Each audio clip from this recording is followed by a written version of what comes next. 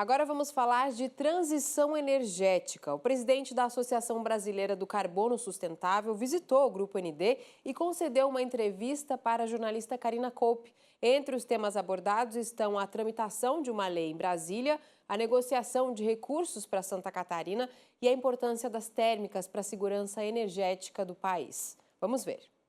Nos últimos anos, principalmente nos últimos 2 anos, a gente vem falando muito sobre transição energética, E aqui em Santa Catarina não é diferente, O Brasil vem vivendo esse processo de transição energética. Para a gente falar um pouquinho mais desse assunto, aqui comigo o presidente da Associação Brasileira do Carbono Sustentável, Fernando Zancan. Zancan, bem-vindo ao ND Notícias. Já começo lhe perguntando sobre as novidades com relação a tudo isso, porque você acabou de chegar de Brasília e tem novidades com relação a isso. Nós tivemos em Brasília ontem um evento importantíssimo, que foi a aprovação do projeto de lei 528/20 do combustível do futuro. Nesse projeto tem um capítulo sobre captura e armazenamento de CO2. Então, esse é um projeto fundamental para a indústria fóssil como um todo, carvão em particular, e a questão do bio também. Ele é fundamental por quê? Porque se a gente quer trabalhar com mudanças climáticas, e aí é importante ter um conceito, descarbonizar não é acabar com o fóssil, mas é acabar com a emissão do fóssil, portanto que as tecnologias de captura e armazenamento de carbono são fundamentais para isso. Então o Brasil está tendo um marco legal, estamos atrasados nesse processo, precisamos avançar rápido, o mundo inteiro está fazendo isso, então esse marco é importante para a gente, porque tu vai capturar o CO2, vai estocar o CO2, e aí você está reduzindo as emissões. Além disso, existe uma tecnologia de capturar CO2 do ar, que também vai usar as tecnologias de armazenamento de carbono em subsolo. Então esse projeto ele é muito importante e no momento que nós estamos vendo as mudanças climáticas acontecerem, os eventos extremos acontecerem, ou seja, muita chuva e muita seca, e nós estamos no momento de uma das secas históricas do Brasil, e isso leva o que? Ao despacho das térmicas, que são os instrumentos para a segurança energética que o Brasil precisa. Então nós vamos despachar, estamos despachando já. O carvão tem as térmicas mais baratas de todas e isso é fundamental para ter energia 24/7. Inclusive as térmicas estão aí ativas nesse momento, ajudando nessa segurança energética do país, Exatamente.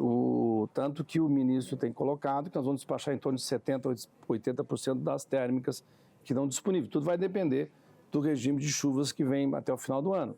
Mas é uma seca. Isso repetiu, veio em 21, agora nós estamos em 24, então esse tempo está encurtando e aí cada vez mais a gente vai precisar de energia térmica que vai dar segurança. Por outro lado, a gente tem que olhar para o futuro. Sim. E aí precisa dessas tecnologias de captura de CO2. Então precisamos de térmica, mas com carbono neutro.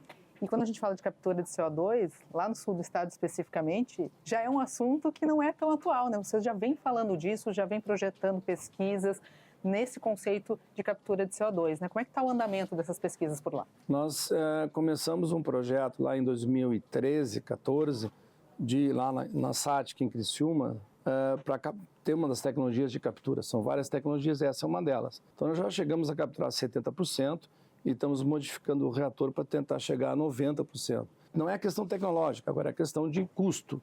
Como é que tu acha os modelos para tornar isso viável economicamente? Como que você está vendo esse processo de transição energética, principalmente aqui em Santa Catarina, no Brasil? Você acabou de vir de Brasília também. Como é que está essa discussão para, de fato, esse processo andar? Bem, aqui Santa Catarina está liderando esse processo. Nós temos uma legislação estadual que está em implementação, o governo Jorginho está implementando isso. É um processo, não é uma coisa de amanhã, é uma coisa de décadas, mas está avançando. Ontem nós tivemos uma reunião com o senador Amin, com a ministra de Ciência e Tecnologia, exatamente falando sobre transição energética e apresentando projetos para trazer recursos para Santa Catarina para criar um dos caminhos, uma nova economia de valor agregado em Criciúma, através de construções sustentáveis, através de madeira. Então é um projeto que está sendo apresentado ao governo, e isso faz parte do caminho da transição energética, que não é só deixar o carvão limpo, mas é criar novas economias. Então, no dia 24, 25 e 26 de setembro, a gente tem um evento sobre cibersegurança, porque a gente quer trazer para Criciúma um hub de cibersegurança, criando uma nova economia digital em Criciúma. Porque quando a gente fala em transição energética, talvez as pessoas ainda não entenderam muito que mexe com vários setores, né? Não só com a questão da indústria carbonífera, né? Porque a transição energética tem dois pilares que tem que andar juntos.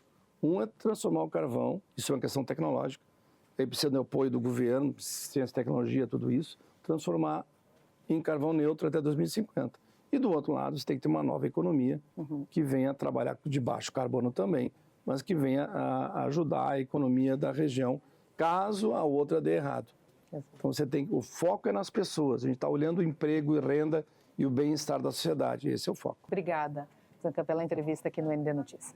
Eu que agradeço, obrigado. Até a próxima. Cibele, volto com você aí no estúdio.